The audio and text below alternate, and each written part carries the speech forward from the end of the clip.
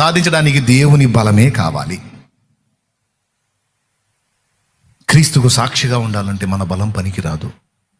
మన గుండెలు పిరికి గుండెలు, మన గుండెలు సింహానికి మించిన గుండెలు కావాలంటే ఆ బలాన్ని పరిశుద్ధాత్మ ఇవ్వాలి.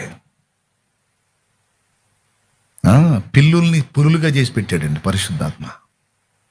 పిల్లులు, ఆడపిల్లకి భయపడ్డ పిల్లి పేతురు, అలాంటి పేతుర్ని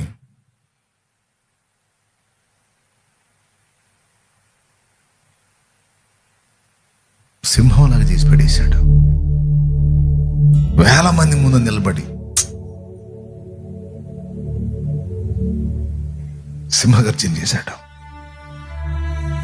దేవునికి మహిమ. అలా చేపించింది ఎవరు?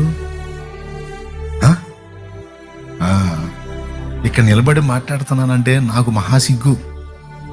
మీకు తెలియదు, నా సంగతి మీకు తెలియదు. ఇప్పటికి కూడా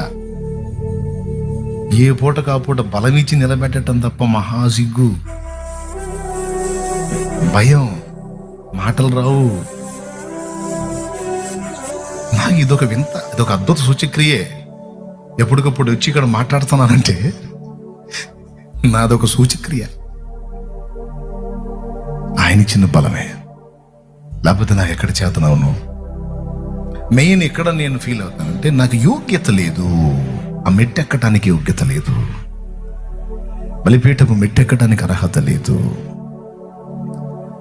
దేవుడు ఆశించిన ఆ పరిపూర్ణత, ఆయన చూస్తే ఆ పరిపూర్ణత ఎక్కడ దొరికిద్ది? నా దగ్గర దొరికిద్దా?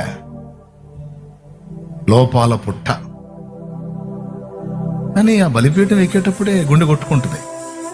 కృపను వేడుకొని ఎక్కుతా, నాకు అర్హత లేదు.